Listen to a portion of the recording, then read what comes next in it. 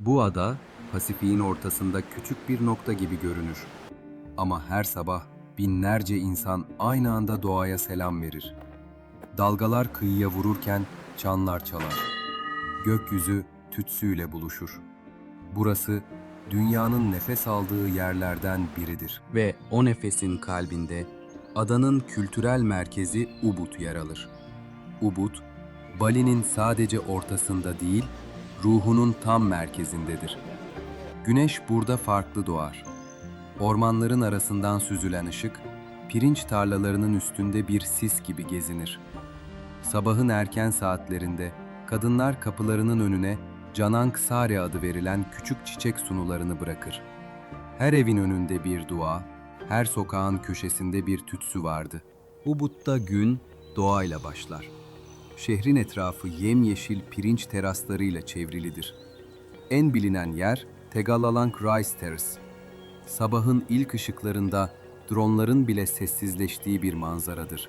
Burada insanlar sadece fotoğraf çekmekle kalmaz, tarlalarda çalışan köylülerin ritmini, toprağın sesini, suyun çağlayanını duyar. Teras boyunca yürürken bambu köprülerden geçersiniz. Küçük kafelerde yerel kahve içebilir, manzarayı tepeden izleyebilirsiniz. Burada giriş ücreti yaklaşık 15.000 Endonezya rupisi. Yani neredeyse 1 dolar bile değil. Ubud'un yeşil dokusunun hemen ötesinde suyun hikayesi başlar. Şehrin çevresi, adanın en etkileyici şelaleleriyle doludur. En popüler nokta Tegenungan Waterfall. Ubud merkezinden sadece 20 dakikalık kısa bir yolculukla ulaşılıyor. Yol boyunca palmiyeler ve küçük köy evleri size eşlik ediyor. Şelaleye yaklaştıkça suyun sesi artıyor, hava serinliyor. Sabah saatlerinde güneş doğrudan suya vurduğunda sisin içinde altın bir perde oluşuyor. Giriş ücreti turistler için 20.000 rupi. Yani yaklaşık 1 dolar 25 sent. Burada doğal havuzlarda yüzebilir, üst teraslardaki kafelerden manzarayı izleyebilirsiniz. Sabah erken saatlerde sessizlik hakimdir. Sadece suyun ve kuşların sesi duyulur. Tegenungan, Bali'nin doğasını en saf haliyle hissettiren yerlerden biridir. Bu su, Bali'nin yıllardır değişmeyen ritmini fısıldar. Ubud'un yaklaşık 15 kilometre güneydoğusunda yollar daralır, gürültü geride kalır. Ormanın arasında saklı bir su sesi sizi karşılar. Tibumana Şelalesi. Burası, Bali'nin doğasında hala sessizliğini koruyabilmiş ender yerlerden biridir. Adadaki kalabalık turistik noktalardan uzakta, burada sadece suyun sesi ve ormanın nefesi vardır. Şelaleye ulaşmak için yemyeşil bitkilerin arasından geçen dar bir patikayı izlersiniz. Yaklaşık 10 dakikalık bu yürüyüşün sonunda karşınıza çıkan manzara, doğanın sade güzelliğini anlatır. Giriş ücreti turistler için 20.000 rupiya, yani yaklaşık 1 dolar 25 senttir. Suyun düşüşü güçlü değil ama zariftir yavaşça. Sanki toprağa dokunmak ister gibi akar. Altında oluşan berrak havuz gökyüzünü yansıtır. Kimileri burada meditasyon yapar, kimileri sadece durup suyun sesini dinler. Tibumana, Bali'nin gizli hazinelerinden biridir. Maceraperestler için bir keşif, doğa aşıkları için bir sığınak, huzur arayan herkes için sessiz bir liman. Tibumana'dan ayrılıp yeniden yola çıkıyoruz. Ubud'un merkezine dönerken rotayı bu kez Kantolampo Şelalesi'ne çeviriyoruz. Yaklaşık 25 dakikalık bir yol. Ortalama 12 kilometre uzaklıkta Kantolampo, Bali'nin en çok fotoğraflanan şelalelerinden biri. Suyun akışı diğerlerinden farklı tek bir noktadan değil, basamak basamak, karanlık kayaların üzerinden dökülüyor. Güneş ışığı suyun arasına düştüğünde her damla bir kristale dönüşüyor. Giriş ücreti turistler için 20.000 ila 25.000 rupiya, yani yaklaşık 1 dolar 25 sent ile 1 dolar 60 sent arası. Alan sabah 6.30'dan akşam 17.30'a kadar açıktır. En iyi ışık sabah erken saatlerde, özellikle 9.30'a kadar. Öğleye doğru kalabalık artıyor, suyun berraklığı bulanıklaşıyor. İnsanlar burada yüzmüyor genellikle. Sadece suyun içinde oturuyor, fotoğraf çekiyor, kimisi de sessizce ellerini suya bırakıyor. Kayaların arasından süzülen o su, bazen bir müzik gibi akar. Gürültüsüz ama güçlü. Cantolampo, Bali'nin suyla dans eden yüzüdür. Burada su, kayadan değil, ışıktan akar. Ubud'un kuzeydoğusunda, yaklaşık 32 kilometre uzaklıkta yer alan Tukat Cepung Şelalesi, Bali'nin en özel doğal oluşumlarından biridir. Giriş ücreti turistler için 25.000 rupiya, yani yaklaşık 1 dolar 60 sent. Küçük bir park alanı bulunuyor. Şelale her gün sabah 7 ile akşam 18 saatleri arasında açık. Ama burayı özel kılan günün belirli bir zamanı. 09.30 ile 11.00 arası.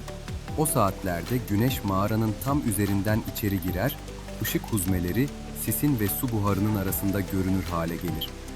Suyun düşüşüyle birlikte bu ışık çizgileri havada hareket eder, sanki mağaranın içinde nefes alan bir gökyüzü varmış gibi. Gün ilerledikçe ışık açısı değişir, buhar dağılır, o büyülü görüntü kaybolur ve mağara yeniden karanlığa döner. Mağaraya ulaşmak için kısa bir patikadan geçilir. Ayak bileğine kadar gelen berrak bir su akıntısı yol gösterir. İçeri vardığında hava serin, duvarlar nemlidir. Duvarlardan süzülen sular küçük gölcükler oluşturur, ışık suyun üzerinde dans eder. Burası tamamen doğal, el değmemiş bir alan. Sadece suyun sesi, kuşların yankısı ve taşın serinliği vardır. Tukat Cepung, Bali'nin sessiz bir mucizesi. Suyun ve taşın içinde saklı bir ışık. Ubud'dan kuzeye, yaklaşık 65 kilometrelik bir yolculuğun ardından, Bali'nin en görkemli doğa harikalarından biri olan Sekumpul Şelalesi'ne ulaşılıyor. Burası sadece bir şelale değil, toplamda 7 ayrı su kolunun birleştiği geniş bir vadi. Tropik ormanın içinden ilerleyen patika ve uzun merdivenler boyunca suyun sesi giderek artar. Aşağıya vardığınızda gökyüzünden düşen devasa su perdesiyle karşılaşırsınız. Giriş ücreti yaklaşık 30.000 Endonezya rupiya, yani 2 dolar civarında. Sabah saatlerinde güneş ışığı vadinin içine süzülür. Su damlacıkları gökkuşağına dönüşür. Sekumpul, Bali'nin en yüksek ve en güçlü şelalesi olarak bilinir. Burada sessizlik yoktur. Yalnızca doğanın sesi vardır. Vanagiri köyünün yeşil vadisinde gizlenmiş bir başka doğa harikası var. Banyumala Şelalesi. Sekumpul'un aksine burada suyun sesi daha yumuşak, daha huzurludur. İki koldan aynı anda akan sular ortada birleşerek doğal bir havuz oluşturur. Tropik bitkilerin arasında uzanan patika yaklaşık 15 dakikalık bir yürüyüş gerektirir. Yol sonunda sizi berrak, yüzülebilir bir gölet karşılar. Giriş ücreti 30.000 rupi, yani yaklaşık 2 dolar. Sabah saatlerinde ışık şelalenin arasından süzülür. Yeşil yapraklar ve akan su birlikte parıldar. Banyumala'da su, kayaların arasından usulca geçip gölette toplanıyor. Etrafı saran nemli hava ve yeşillik, burayı neredeyse bambaşka bir iklime dönüştürüyor. İnsan burada gürültüyü değil, doğanın kendi düzenini fark ediyor. Ubud'dan doğuya doğru yaklaşık 35 kilometrelik bir yol uzanıyor. Araba ya da motorla 1-1,5 saat kadar süren bu yolculuk boyunca ada yavaş yavaş sessizleşiyor. İlk yarım saat boyunca pirinç tarlaları eşlik ediyor insana. Ardından orman başlıyor. Hava değişiyor. Kuş sesleri bile farklılaşıyor. Ve sonra Sidemen Vadisi'nin içinden geçerken kayaların arasına gizlenmiş o küçük yeri buluyorsunuz. Gembleng Şelalesi. Burası büyük şelalelerin arasında kaybolmuş gibi görünse de ama kendine özgü bir sessizliğe sahip etkileyici bir yerdir. Şelale birkaç basamaktan oluşuyor. Her basamakta su farklı bir duyguyla akıyor. Ama en üstteki doğal kaya havuzu bütün duyguların buluştuğu yer. Sadece su burada dinlenmiyor. Atmosferiyle insanları da dinlendiriyor. Havuz derin değil, diz hizasını geçmez. Suyu serin ama yumuşaktır. Güneş vurdukça rengi yeşilden maviye dönen ışıltılı bir yapıya sahiptir. Yüzmek için geniş bir alan olmasa da suyun küçük oyuklarında oturabilir, dinlenilebilir. Taşların sıcak yüzeyine ellerini koyup suyun akışını hissedebilirsin. Bazen insanlar sessizce suya girer. Sadece birbirlerine bakar. Burada kelime gerekmez. Çünkü doğa onlar adına şiirler söyler. Şelalenin sesi burada ağırlaşır. Yukarıda su akarken aşağıda insanlar huzur biriktirir. Havuzun kenarında oturup aşağıya baktığında Sidemen Vadisi'nin pirinç tarlaları sisin içinde kaybolur. Uzakta köylerden dumanlar yükselir. Zaman burada su gibi akar. Fark etmeden geçer zaman ama iz bırakır. Gembleng, Bali'nin kalabalık yüzünden uzakta, suyla insanın birbirine dokunduğu yerdir. Ubud'un kuzeybatısına doğru yaklaşık 44 kilometrelik bir yol uzanıyor. Arabayla 1 saatle 1,5 saat arasında sürüyor. Yol uzadıkça manzara değişiyor.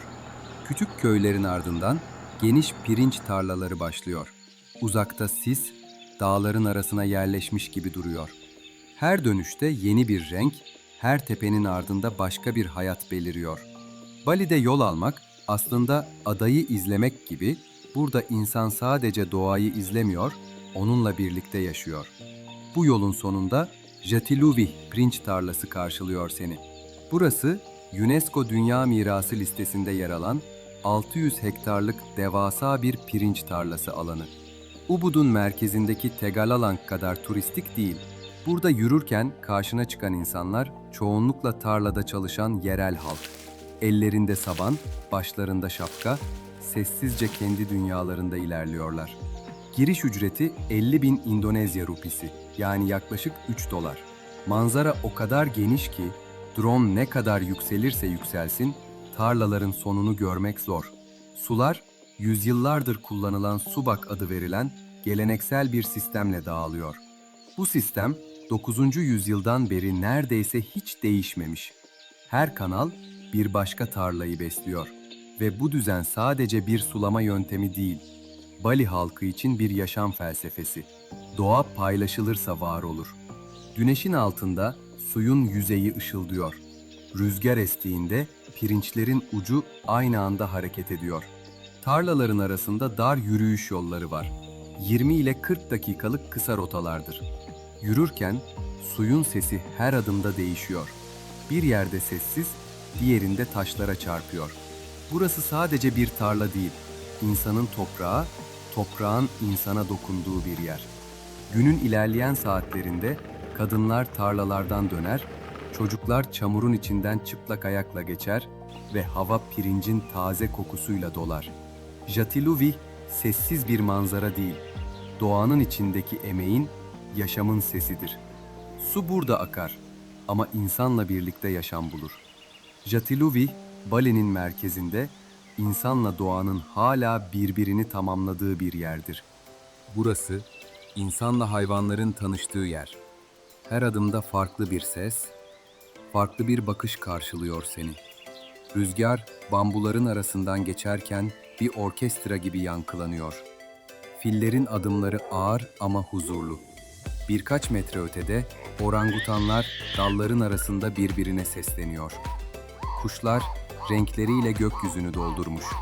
Bali Zoo, Sukavati bölgesinde, Ubud'a yaklaşık 12 kilometre uzaklıkta 12 hektarlık geniş bir orman alanına kurulmuş. Bu doğal parkta 65'ten fazla türden 600'ün üzerinde hayvan yaşıyor. Her biri için doğal ortamına benzer yaşam alanları tasarlanmış. Bambu bariyerler, gölgelik alanlar, akarsular. Açılış saatleri 09.00 17.00. Son. Giriş 16.00. Giriş ücreti yetişkin 480.000 İndonezya rupisi yaklaşık 30 dolar. Çocuk 310.000 Endonezya rupisi yaklaşık 19 dolar. Sabah erken saatlerde gelenler için özel bir deneyim var. Breakfast with Orangutans. Kahvaltını yaparken birkaç metre ötedeki orangutanlar sabah oyunlarına başlıyor.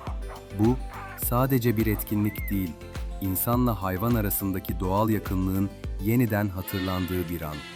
Alanın içinde filler, orangutanlar, kuş tüneli, sürüngen evi, çocuklar için Jungle Splash Water Play alanı yer alıyor.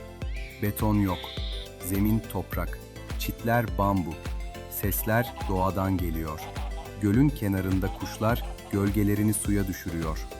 Öğle güneşiyle birlikte orman rengi altına dönüyor.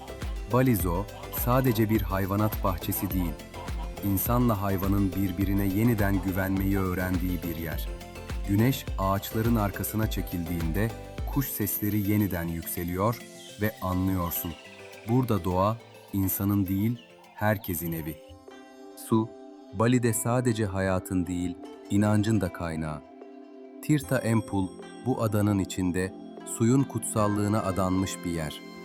Ubud'un kuzeyinde, Tampaksiring köyünde, merkeze yaklaşık 15 kilometre civarında ve arabayla 30 ila 35 dakika uzaklıkta. Tapınağın tarihi, milattan sonra 10. yüzyıla Varmadeva Hanedanı dönemine kadar uzanıyor. Efsaneye göre bu kaynak, Tanrı Indra tarafından yaratılmış. Rivayete göre Indra, karanlık güçleri yenmek için toprağı mızrağıyla delmiş ve yerden arındırıcı bir su fışkırmış. Ve bugün bu su hala aynı noktadan taştan oyma havuzlara dolarak akıyor. Tapınakta 3 bölüm var. Dış avlu, arınma havuzu ve ana kutsal alan. Ziyaretçiler sarong denilen geleneksel örtü giyerek de kutsal havuza girebilir. Her musluktan akan suyun ayrı bir anlamı var. Biri bedeni, biri zihni, biri ruhu arındırmak için. Giriş ücreti yaklaşık 50.000 İndonezya rupisi, yaklaşık $3. Tapınak her gün 8:00-18:00 saatleri arasında açık. Kimsesin burada acelesi yok. Herkes kendi sırasını bekliyor. Kimisi dua için geliyor, kimisi sadece merak için. Su başına geldiğinde sadece bedeni değil, zihnin de yıkandığına inanılır. Çevredeki taş heykeller yosun tutmuş, havada tütsü kokusu. Her damla 1000 yıllık bir geleneğin parçası. Burada su artık doğadan gelmiyor, inançtan geliyor. Güneş yavaşça batıya dönerken, tapınağın taş duvarlarında ışık yumuşuyor. Ve o an anlıyorsun, arınmak bazen sadece suya dokunmak değil, durmayı bilmek demek. Goa Gaja, Ubud'un güneydoğusunda, şehir merkezine yaklaşık 6 kilometre, arabayla 15 ila 20 dakika uzaklıktadır. Adı fil mağarası anlamına geliyor ama içeride bir fil yoktur. Bu tapınağın kökeni 9. yüzyıla eski Bali krallıklarına kadar dayanıyor. Arkeolojik kazılarda buranın hem Budist hem de Hindu inançları için kullanıldığı bir yer olduğu ortaya çıkmış. Girişteki kaya duvar adeta canlıymış gibi oyulmuş.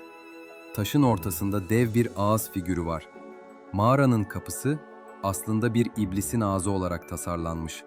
Efsaneye göre bu figür, kötülükleri yutarak dışarıya sadece saf olanı bıraktığına inanılıyor.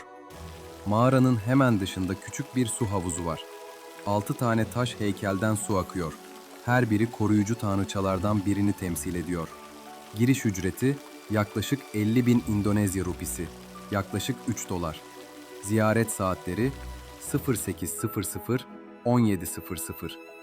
Sabah saatlerinde hava serin, taş yüzeylerdeki yosun ışıkla parlıyor. Burası sadece bir tapınak değil, Bali'nin geçmişle olan sessiz macerası. İnsan burada konuşmak istemiyor. Çünkü tarihin sesi hala taşların içinden yankılanıyor. Ubud'un merkezinde, kalabalığın tam ortasında bir sessizlik var. Nilüfer çiçekleriyle dolu küçük bir gölün ardından altın işlemeli kapılar göğe doğru yükseliyor. Burası Purataman Sarasvati, bilgelik, sanat ve öğrenmenin tanrıçasına adanmış bir tapınak. Ubud'un merkezinde modern yaşamla gelenek burada yan yana duruyor. Dışarıda trafik, ses ve telaş varken içeri adım attığında sadece suyun sesi kalıyor. Tapınak 1950'lerde Bali'nin en ünlü sanatçılarından Gusti Nyoman Lempat tarafından tasarlanmış. Kapılar, heykeller ve taş işlemeler tıpkı bir şiirin dize dize oyulmuş hali gibi. Tapınak her gün saat 7 ile 18 arasında açık ve giriş ücretsiz. Ancak içeri girmek için sarong giyilmesi gerekiyor. Akşam olduğunda göletteki nilüferler kapanıyor, ışıklar yanıyor ve tapınak sahnesinde Legong dansı başlıyor. Renkli kostümler, gamelan tınıları ve ellerin zarif hareketleriyle bu küçük tapınak bir anda Ubud'un kalbine dönüşüyor. Gündüzleri bir huzur mekanı, geceleri ise bir sanat sahnesi. Purataman Sarasvati, Bali'nin kültürünü, inancını ve estetiğini aynı aynada birleştiriyor. Nilüferler kapanırken müzik yavaşlıyor ve anlıyorsun. Bu şehir sadece doğasıyla değil, ruhundaki dengeyle de güzel. Arınmanın, sessizliğin ve yeşilin şehri Ubud. Şimdi geride kalıyor. Önümüzde okyanusun sesi, güneşin batışı ve Bali'nin yeni yüzü var. Güneş batıya döndüğünde Bali'nin silüeti değişir. Dalgalar kıyıya değil, sanki bir tapınağa doğru akar.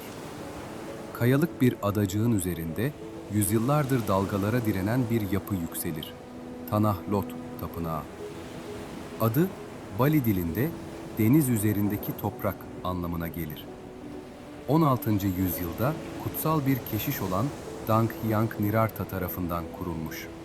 Efsaneye göre Nirartha burada meditasyon yaparken denizin sesini tanrıların sesi olarak duymuş. O günden sonra bu yer deniz tanrısı Deva Baruna'ya adanmış. Tapınak Bali'nin güneybatısında Tabanan bölgesinde yer alıyor. Ubud'dan arabayla yaklaşık 33 kilometre, yol 1 ila 1,5 saat sürüyor. Giriş ücreti. Yetişkinler için 75.000 İndonezya rupisi, yaklaşık 4,7 dolar, çocuklar için 40.000 İndonezya rupisi, yaklaşık 2,5 dolar. Tapınağa yalnızca gelgit çekildiğinde yürüyerek ulaşılabiliyor. Su yükseldiğinde Tanah Lot tamamen denizle çevrili bir adaya dönüşüyor. Bu görüntü Bali'nin en çok fotoğraflanan anlarından biri. Güneş tam tapınağın arkasına inerken gökyüzü turuncuya, deniz altına dönüyor. Kayaların etrafında kutsal kabul edilen deniz yılanları yaşar. Yerel inanca göre bu yılanlar tapınağı kötü ruhlardan korur. Gündüzleri kalabalık ama gün batımında sessizlik çöker. Sadece dalga sesi, rüzgar ve tapınaktan gelen çanlar duyulur.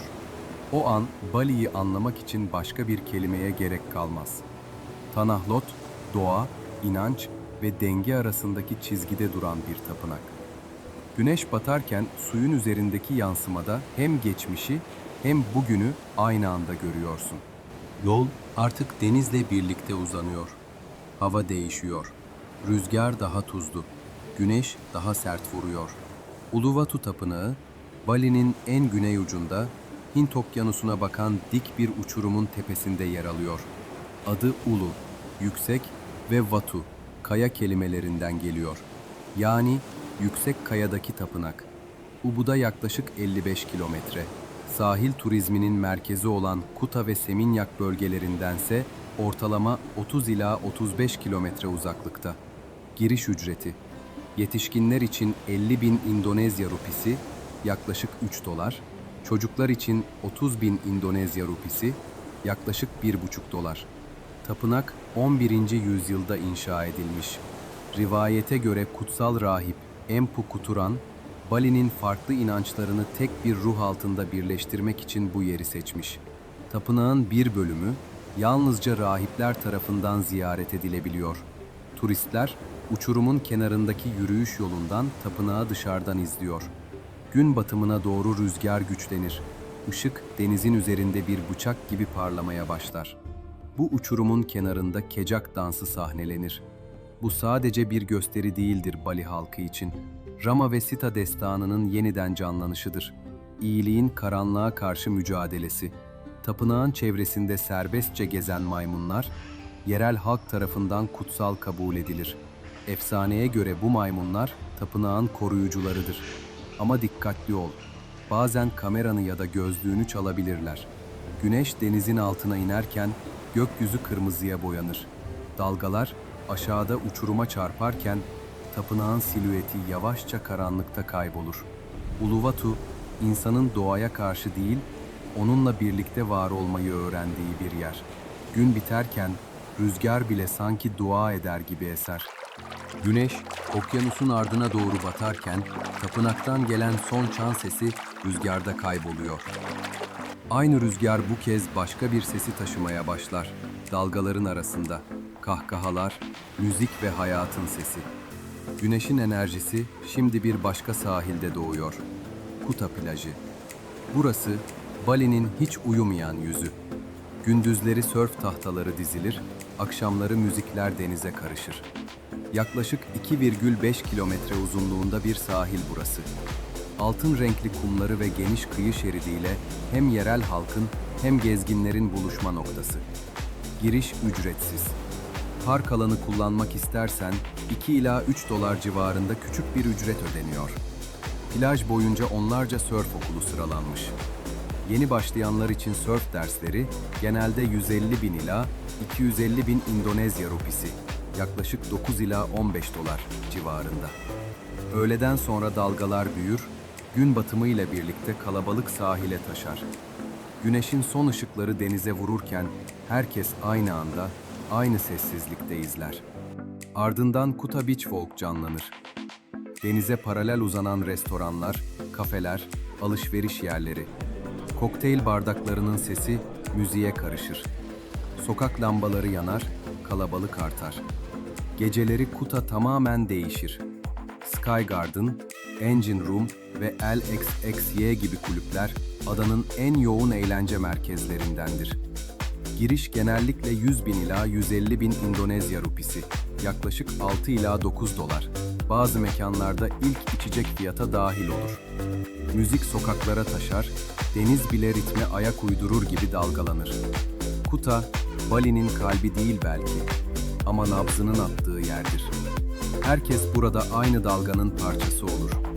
Kimse kimseyi tanıması gerekmez ama herkes birbirini anlar. Kuta'nın kalabalığı yavaşça arkada kalıyor. Aynı okyanus ama bambaşka bir sahil. Seminyak.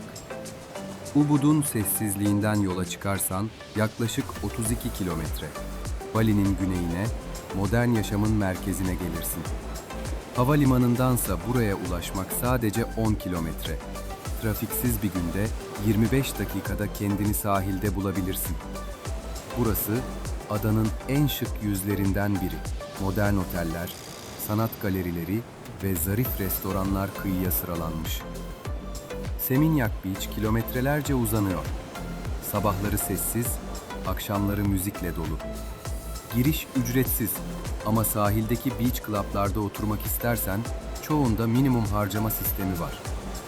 Ortalama 300 bin ila 500 bin İndonezya rupisi, yaklaşık 18 ila 30 dolar, her biri Bali'nin aynı dalgasına bakan ama farklı bir hikaye anlatan 3 durak gibidir. Potato Head Beach Club Bali, sanatla müziğin birleştiği modern bir ritüel. Kudeta Beach Club Seminyak, güneşin zarafetle battığı klasik bir sahne. Mano Beach House Seminyak, bohem ruhların huzur bulduğu sade bir köşe. Güneş yavaşça batarken müzik dalga sesine karışır. İnsanlar günün son ışığında yavaşlar. Günün her saatinde farklı bir yüzü vardır bu bölgenin. Sabahları sörfçüler ve yürüyüş yapanlar, akşamları kokteyl bardaklarının sesi ve müzik. Gökyüzü pembe, turuncu, mor tonlarda akar. Bu renkleri Bali'de sadece burada görürsün. Seminyak, Bali'nin bugünü gibidir. Modern ama köklerinden kopmamış. Burada deniz sadece manzara değildir, yaşamın kendisidir. Seminyak'ın ışıkları arkada kalıyor. Aynı deniz ama artık daha sade bir ritim başlıyor. Yola devam ettikçe sahil biraz daha sessizleşiyor. Büyük otellerin yerini, küçük kafeler, şık restoranların yerini sörf tahtaları alıyor. Canggu'ya hoş geldin. Burası Bali'nin rahat ama bir o kadar da enerjik yüzü. Genç sörfçüler, dijital göçebeler, sanatçılar. Hepsi aynı sahili paylaşıyor. Eco Beach, Batu Mejan, Canggu'nun kalbi. Burası sörfçüler için bir cennet. Günlük sörf tahtası kiralama fiyatı 300 bin ila 550 bin İndonezya rupisi, yaklaşık 18 ila 33 Amerikan doları arasında değişiyor. Sahil boyunca çok sayıda küçük kafe ve bar var. Denizden çıkıp bir kahve alıyor, sonra tekrar dalgalara geri dönebiliyorsun. Aynı bölgede, denizin hemen önünde Como Beach Club Canggu yer alıyor. Burası lüks ama sade bir beach club. Günlük dive bed veya havuz erişimi için minimum harcama 1.500.000 İndonezya rupisi. yaklaşık 90 Amerikan doları. Gündüzleri beyaz tonlarda minimalist bir sahneyken, akşamları loş mavi ışıklar, lo-fi müzik ve deniz kokusu. Gün batımına doğru kalabalık The Long Django'ya kayıyor. Giriş ücreti yok. Herkesin erişimine açık bir beach bar burası. Ancak masa ya da dive'e ayırmak istersen, minimum harcama kişi başı 1 milyon Endonezya rupisi. Yaklaşık 60 Amerikan doları civarında. Ortalama içecek fiyatları. Kokteyller 120 bin ila 160 bin Endonezya rupisi. Yaklaşık 7 ila 10 Amerikan doları. Bira 65 bin Endonezya rupisi. Yaklaşık 4 Amerikan doları. Fiyatlara rağmen atmosferi rahat. Kimse acele etmiyor. Güneş ufka inerken çimlerin üzerinde bardaklar parlıyor, fonda yumuşak bir tropical beat çalıyor. The Long, Bali'nin gün batımına en çok yakışan renklerden biri. Gecenin sonunda sahilin enerjisi Old Man's Bar, Batu Bolong, Canggu'da toplanıyor. Giriş ücreti yok. Kokteyller genelde 80 bin ila 90 bin Endonezya rupisi, yaklaşık 5 ila 6 Amerikan doları. Küçük bira ise 25 bin Endonezya rupisi, yaklaşık 1,5 Amerikan doları civarında. Bar denize sıfır konumda. Sörf sonrası buluşmaların merkezi. Gündüz kahve ve müzik, akşam canlı performanslar ve kahkahalar. Burada kimse saate bakmıyor. Müzik, kalabalık ve dalga sesi birbirine karışır. Canggu, Bali'nin genç yüzü. Burada hayat planlı şekilde değil, akışta yaşanır. Her dalga yeni bir başlangıç gibidir. Ve güneş batarken herkes aynı duyguda birleşir. Özgürlük. Canggu'dan güneye doğru indiğimizde Bali'nin sesi değişiyor. Kalabalık yavaşça geride kalıyor ve sahil daha sakin bir hal alıyor. İlk durağımız Jimbaran, Ubud'da, yaklaşık 1 saat uzaklıkta. Havalimanına ise sadece 15 dakika. Dalga düşük, kum yumuşak ve gün batımı burada neredeyse bir ritüel gibi yaşanıyor. Jimbaran'ın en bilinen deneyimi, balığını pazardan seçip sahilde pişirtmek. Gün batarken sahil boyunca masalar kuruluyor, mum ışıkları denizle birleşiyor ve bölgenin huzurlu akşamı kendini gösteriyor. Biraz daha güneye indiğimizde Nusa Dua'ya ulaşıyoruz.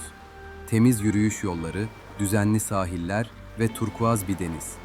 Ubud'dan buraya yol yaklaşık 1 saat sürüyor. Havalimanından ise 20 dakika. Dalga neredeyse yok. Su cam gibi berrak. Yüzmek için Bali'nin en güvenli noktalarından biri. Bölgedeki Geger Beach daha sakin bir köşe sunuyor. Waterblow ise dev dalgaların kayalara çarpıp yükseldiği kısa ama etkileyici bir sahne yaşatıyor. Jimbaran'ın altın gün batımından Nusa Dua'nın sessiz turkuazına kadar Bali'nin sahili insana tek bir şey hissettiriyor: huzur. Bali'de konaklama seçenekleri de adanın kendisi kadar çeşitli. Ormanın içindeki havuzlu bir villadan sıcak bir homestay'e, butik otellerden geniş resortlara kadar herkes kendi tarzına uygun bir yer bulabiliyor.